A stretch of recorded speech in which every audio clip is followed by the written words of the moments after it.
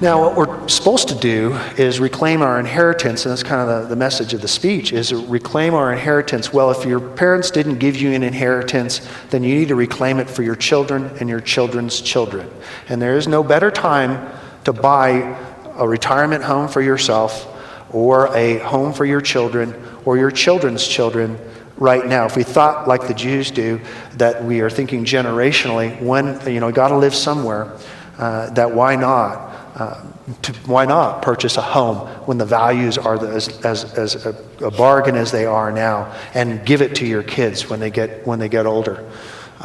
Kingly priests need to take dominion during economic crisis, and part of that has to do with being that positive light, or salt and light, when you come into the marketplace, that you're not, in the real estate field, believe me, we feel it as well, but they go, why are you so up? And that gives you a chance to minister to people. Next slide. The Joseph strategy is taught by my friend and financial planner, Wes. It's not a very difficult concept, but it's a very powerful concept. And that has to do with the Joseph strategy. Store up wealth during times of prosperity. What did Joseph do? He had the interpreted Pharaoh's dream, and he stored up all the extra grain and stored it up for what was going to be the next 7 years of prosperity, and then 7 years of drought, right? You know the story. And so then Joseph was able to claim even more dominion and control more assets because of taking advantage of the 7-year drought that they had. And thank God that he did, because his brothers didn't have to starve. So then the interesting thing is our real estate cycles. The gentleman earlier was talking about the stock cycles and how they kind of the same. Even today, our real estate cycles are very, very similar to the Joseph's strategy. Usually there's 7 years of prosperity and then 7 years of drought, 7 years of prosperity and 7 years of drought. So go to the next slide here. Our job is to store up wealth during times of prosperity. And I wish I'd stored up a little bit more and didn't spend so much, but I did put it into real estate, which is a storehouse for wealth, and claim the land and assets during the drought at discount prices.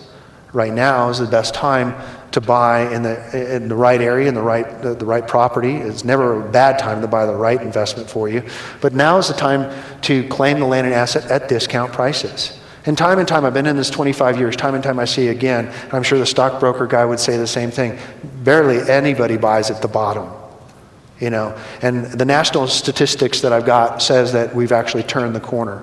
So if you're going to buy your retirement home, which is very concerning to me, because for the last 3 years of my dad's life, I had to pay his rent because he didn't have a house. He didn't keep his real estate. It would have been nice if he had kept just one home over his life that he could have lived in when the mortgage was paid for, and not have. It was an honor for me to honor him by paying his rent, but it was a little bit of a burden.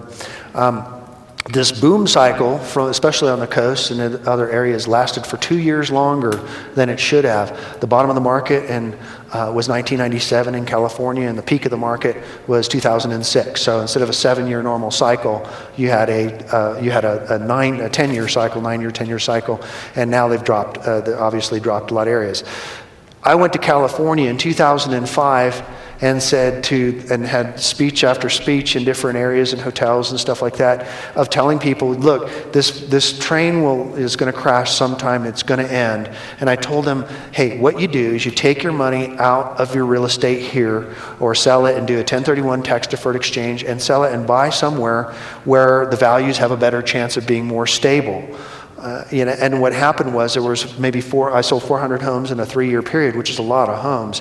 But I could have sold thousands of homes to these people, and they wish they did, because they could have moved their assets to an area that was a little safer, like Texas and the Midwest and Denver. And I bet you here there were plenty of people from California coming with their bags of gold and coming up and buying up everything and paying cash and everything. I bet you if you're trying to sell your house now, you wish that gold was there. It's not there anymore. So, but if they had moved their assets and their equity out when it was there, then they would have preserved their wealth. And that was my talk to people, by looking at the cycles of the market and the counter cycles. And what ended up happening is people would walk up to me and go, "You're crazy. With the market in California the way it is, why would I invest anywhere else? It's going up 17% a quarter." And I said, "Exactly. That's why you got to get out."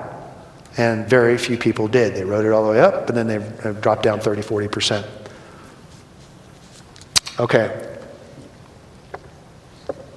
The easy, greasy money led to that 2-year extended boom, and that's still going to be a problem. And it's going to be a problem for our children and our children's children.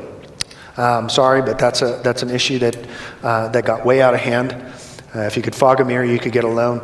That's not the way it's supposed to be. 68% of the people own, and the other 32% rent, and that's the equilibrium that creates a nice, stable market. What happens is if you get out beyond that, and you have too much home ownership, and you end up stealing buyers from the future by easy, greasy money, the cards fall. So hundreds did sell with me and bought in Texas. Thousands could have and wish they had. But we need to be like the sons of Issachar, who knew the signs of the times. People talk about, why should I know the signs of the times? Is because it's a gift from God. We're supposed to be able to be prophetically capable by our communication with our Heavenly Father to know what the signs of the times are. And then we're all guilty of it. We end up being in more of a world system.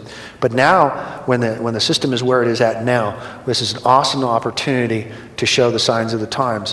Where is God moving next? Where is the state of real estate? One of the things about the generational real estate strategy is that people lost sight of the purpose of a home mortgage. A home mortgage is to acquire an asset and to be paid off over time, and then it becomes free and clear. And I love that name in real estate called free and clear, because I think as Christians, as believers, that's a great term. Come on to Faith Bible. You're going to be free and clear. But I think it's a great term, and it's not used. It's not a mortgage. Is not used. Supposed to be used to buy more assets and buy cars and buy depreciating assets. And I think that people got a wrong misnomer of what a real estate mortgage is all about and what it should be. My father's first home is in San Mateo, California, in 1964.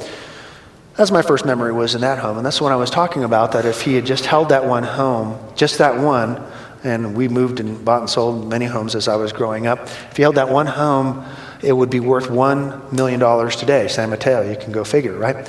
Now that's down 20% from the $1.25 million that it was just a few years ago, but it still was worth $1 million. Now he could have lived in it because it would have been paid off free and clear 10 years ago.